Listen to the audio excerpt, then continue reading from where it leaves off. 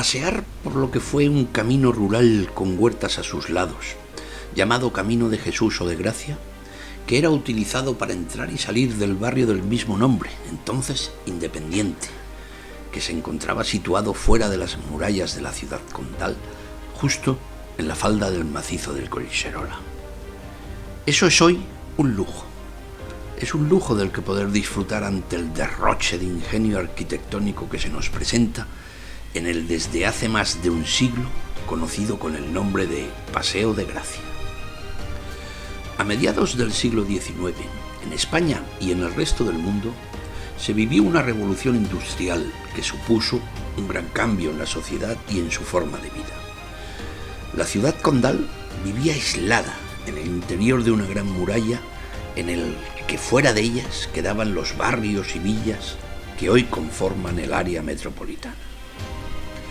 Llegado el año 1860, el Ayuntamiento de Barcelona, con su alcalde don Josep Santamaría i Gelbert, convocó un concurso público para la remodelación de la ciudad, del que fue proclamado vencedor el proyecto del arquitecto y concejal don Antoni Rovira i Trías, quien bajo su mandato se municipalizó el cuerpo de bomberos de la ciudad condal, entre otras muchas aportaciones. Sin embargo, desde el gobierno central de Madrid se impugnó e impuso el proyecto del ingeniero, arquitecto, urbanista y político don Ildefonso Cerdá Sunyer. Todo ello a pesar de la opinión contraria de la burguesía catalana y del propio consistorio, que preferían un modelo de ciudad más del estilo parisino como el diseñado por el arquitecto Georges Eugène Haussmann de París. El proyecto Cerdá contemplaba la demolición del cerco que suponía la antigua muralla que la oprimía, de tal forma que impedía su crecimiento. El Paseo de Gracia sería el eje determinante del proyecto, que se bautizó con el nombre del Ensanche. En el año 1891, ya terminado y urbanizado el Ensanche, el Ayuntamiento de Barcelona, con su alcalde don Manuel Porcar i Tió, aprobó una nueva ordenanza municipal por la que se permitía el incremento de la edificabilidad y mayor libertad para remodelar los edificios existentes. A partir de ese momento, la aristocracia y comerciantes catalanes pugnaban por adquirir solares y locales en el nuevo bulevar, donde poder edificar e instalar sus viviendas particulares y negocios. Desde entonces, el Paseo de Gracia ha significado para la ciudad una zona donde poder deambular por su amplitud, disfrutar de su arquitectura, que a derecha e izquierda lo custodia a lo largo de toda su extensión, visitando todo tipo de comercios de diferentes sectores e interés. Pero esto no acaba aquí. Ahora os invito a conocer todo lo que hace diferente a este bulevar, esos detalles que por desconocimiento se nos escapan de nuestra vista y luego nos arrepentimos de no haberlos disfrutado en toda su magnitud. Seguimos con el paseo. No se puede entender lo que es y significó el Paseo de Gracia sin conocer su origen. Por ello, es necesaria esta introducción. En este plano, datado en el año 1862, se puede observar la ciudad condal a mediados del siglo XIX, donde vemos la Barcelona cercada por una gran muralla. Al sur, el puerto y el barrio de la Barceloneta. Al norte y el oeste, el perímetro de la muralla. Y al este, la ciudadela. En esta imagen podemos diferenciar los diferentes proyectos. A la izquierda, el plano de Antoni Rovira, a la derecha, el de Ildefonso Cerdá. Como podemos verificar por nosotros mismos a la vista de estas imágenes, el primero contemplaba una distribución radial a partir del casco antiguo de la ciudad, conservando las murallas y dejando fuera del proyecto de ampliación los barrios de Gracia, Sarriá y Horta Guinardó, y por lo tanto de una envergadura claramente insuficiente que, transcurrido un corto espacio de tiempo, hubiera supuesto una nueva remodelación. En contrapartida, el ambicioso proyecto de Ildefonso Cerdá preveía la apertura de la ciudad superando las murallas e incorporando los barrios anexos. Disponía una distribución urbana lineal con un claro paralelismo, con cuadrículas horizontales y perpendiculares, que dotaba a la ciudad de una cómoda movilidad y facilitaba el crecimiento ordenado de las edificaciones. Prácticamente todas las parcelas contaban con la misma superficie, con utilización de los interiores para jardinería, patios o almacenes. Los cruces de las calles ofrecían gran visibilidad, conformando un octógono de generosa amplitud y comodidad. La hoy incuestionable obra de Cerdá no se reconoció ni valoró mundialmente hasta un siglo más tarde, cuando ya ninguna reafirmación le satisfaría o resarciría, ni siquiera del pago de sus haberes, que el reino de Isabel II, tampoco los gobiernos de la República de España, ni el propio Ayuntamiento de Barcelona llegaron a abonarle nunca. Don Ildefonso Cerdá falleció en el año 1876, lejos de Cataluña, en Cantabria, donde inicialmente fue enterrado, y allí permanecieron sus restos casi un siglo, hasta que el profesor universitario, escritor y político don Fabià Estapé i Rodríguez se interesó en el magistral proyecto, ocupándose, entonces sí, de reconocer su enorme contribución al convertir Barcelona en la ciudad cosmopolita y reconocida mundialmente que hoy es, en gran parte por su diseño urbanístico, y decidió el traslado de sus restos mortales a Barcelona, donde recibieron cristiano y definitivo enterramiento en el cementerio de Montjuïc. En la lápida de su sepultura del insigne arquitecto quedó grabada, con un plano en relieve de su proyecto, en un tardío reconocimiento de las autoridades nacionales y municipales: descanse en paz, por fin, en su ciudad natal, don Ildefonso Cerdá. Gracias por su trabajo. Ahora os invito a pasear para descubrir y soñar conmigo con esta increíble ensoñación que se ofrece bajo nuestros pies, obra del maestro don Antonio Gaudí. Acompañadme y disfrutad.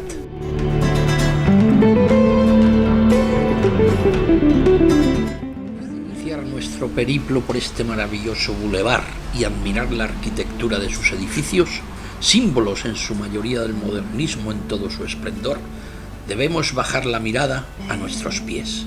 Sí, sea visitante, oriundo o nativo, antes de contemplar cualquier joya arquitectónica de construcción vertical, debe saber qué tiene bajo sus pies, porque no se trata de unas vulgares baldosas con relieves desgastados por el paso del tiempo.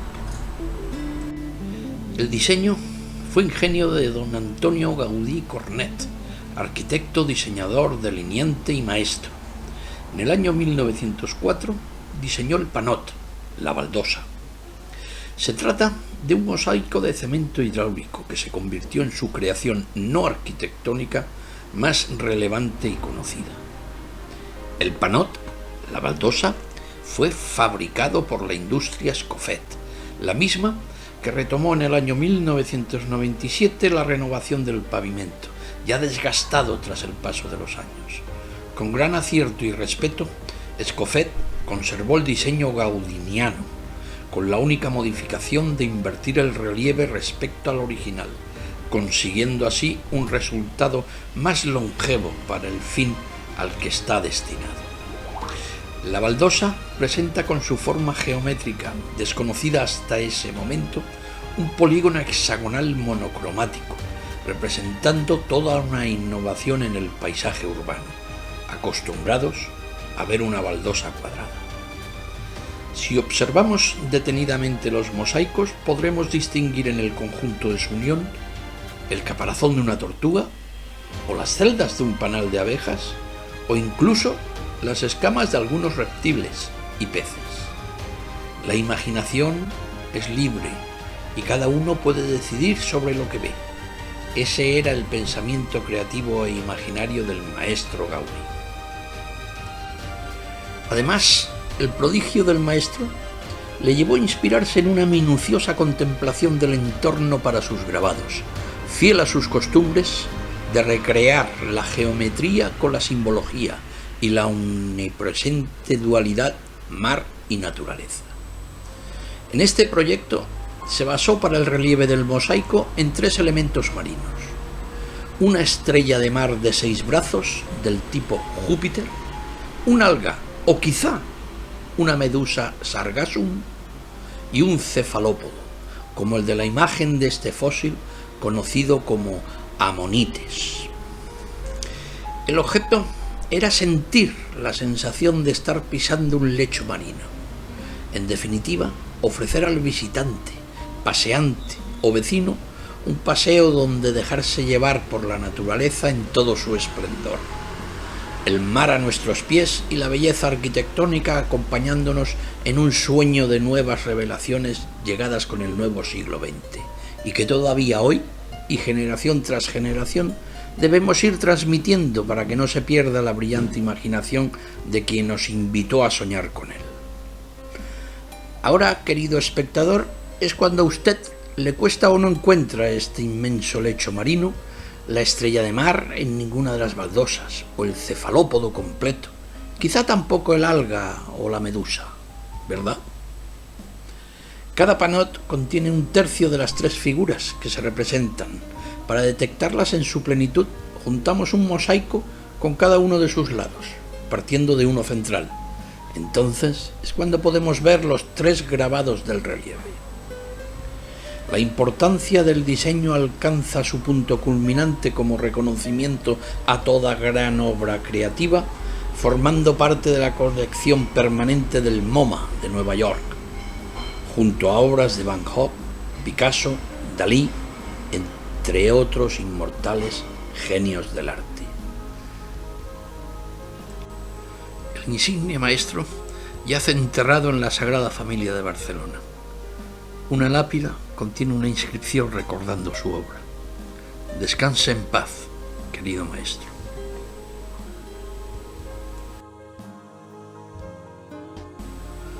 A principios del siglo XX, exactamente en el año 1906, el arquitecto municipal don Pere Falqués i Urpí diseñó e instaló un total de 32 bancos farolas a lo largo de todo el Paseo de Gracia.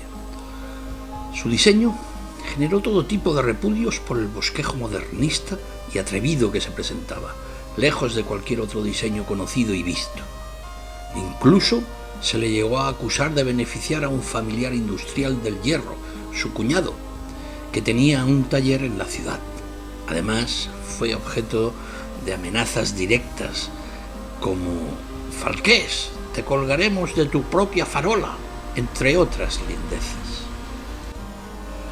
Hoy, habiendo transcurrido más de un siglo, se puede asegurar que afortunadamente el ingenio y la belleza triunfaron sobre la infundada y desmedida crítica, y generación tras generación puede disfrutar y admirar el maravilloso conjunto arquitectónico que nos presenta este mobiliario urbano único en el mundo.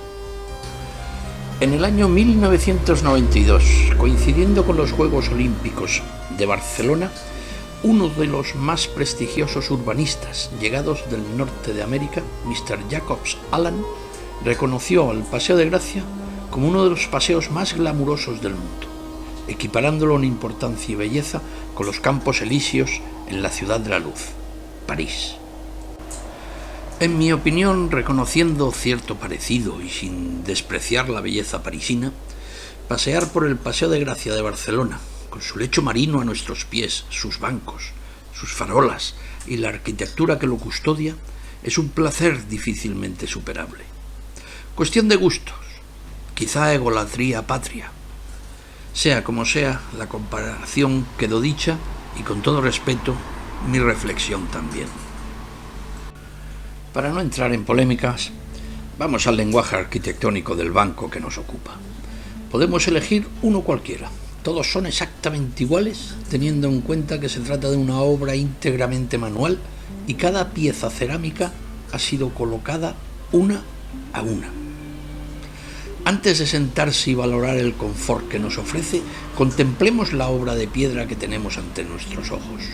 Resaltan las líneas curvas, carente de cualquier ángulo recto, características del incipiente diseño de la época modernista en Cataluña. Otra singularidad la encontramos en el recubrimiento. El arquitecto y diseñador señor Falqués utilizó únicamente fragmentos cerámicos de color blanco, provenientes de una técnica utilizada exclusivamente hasta ese momento en Cataluña, denominada trencadís, consistente en aprovechar las piezas resquebrajadas e inservibles de las fábricas de cerámica, reutilizándolas como medio decorativo, obteniendo el resultado que podemos admirar. En pocas ocasiones, la segunda vida material adquiere semejante belleza. Ahora, fijémonos en el complemento de la parte trasera, esas dos puertas del banco. Su función suscita al menos dos interpretaciones. Una de ellas dice que abren la cavidad de una caldera para calefactar en otoño e invierno, por medio de carbón ardiendo, a modo de cocina de leña, el asiento y el respaldo, para los transeúntes que desearan admirar, leer o simplemente descansar y hacerlo de forma térmicamente placentera, sin importar la época del año. La otra versión refiere que son huecos para el mantenimiento de las farolas, llave de paso del gas y tuberías para el alumbrado, y posteriormente sustituido para el cableado de la conducción eléctrica. ¿Cuál es la verdadera? Dejo unas reflexiones para ayudar a despejar dudas. Surgen preguntas como: ¿la ventilación de las puertas es suficiente para mantener la combustión del carbón teniendo en cuenta el volumen de la cavidad? Lo suyo sería haber previsto una corriente de aire con ventilación en el lado opuesto, y no existen rasgos de su existencia. En la época de la instalación, en el año 1906, la iluminación más utilizada era mediante la conducción de gas, que necesariamente era transportada por el subsuelo, desde allí al interior de la cavidad, y la posterior ramificación a ambas luminarias. Pensar que ambas condiciones, la de calefactar mediante carbón incandescente y una conducción de gas, puedan compartir estancia sin arriesgarse a una sonora explosión, es difícil. Contrariamente, en el caso de ser una instalación electrificada, no hay constancia de instalación aérea. En ese caso, ¿para qué dos puertas de ese tamaño? Con una hubiera bastado, pienso yo. Ahí lo dejo. Ya hemos conocido en el breve resumen inicial el origen de la forja catalana. Ahora, ese conocimiento nos servirá para apreciar y valorar, si cabe aún más, el trabajo de los fargaires, los herreros. En este caso, la forja se realizó en los talleres de Manuel Ballarín Lancuentra, viesquense de nacimiento, arraigado en Barcelona. Utilizó como base del diseño el característico coup de fouet, o golpe de látigo. La estructura es sólida, ofreciendo gran seguridad, conservando la necesaria armonía. Prueba de ello es el paso de los años e incluso de una guerra, y ahí continúan en pie, prestando un doble servicio: urbanita, servir de reposo durante el paseo e iluminar a vehículos y transeúntes, ofreciendo una mayor seguridad con el ocaso del sol. Partiendo de su base, observamos la forja. La estructura de hierro se sustenta en dos vigas que ascienden en línea recta hasta que la interior se bifurca curvándose hacia la calzada, mientras la viga raíz continúa su ascensión hasta encontrar la horizontal, de la que sale otra viga hacia la calzada, formando el único ángulo recto estructural del conjunto. para terminar uniéndose las dos que se han arqueado en una sola. Justo en ese momento cruza en vertical un eje que, apuntando a su cenit, se curva ofreciendo una gran hoja de platanero o de parra, y hacia tierra sirve de sustento a la luminaria de la calzada. El final de la viga conforma un ramillete de hojas del que surge un espádice trenzado, terminado en punta. Prácticamente en el mismo punto donde nace la bifurcación de la viga interior de la exterior, como si fuera una astilla de madera tras pasarle el cepillo, se retuerce otra viga adoptando la misma forma de voluta, de la que pende el farol peatonal. Veamos ahora el relleno del conjunto forjado. Nos fijamos en el punto donde se encuentra el único ángulo recto. Encontramos el escudo de la ciudad formado por 4 cuartetas.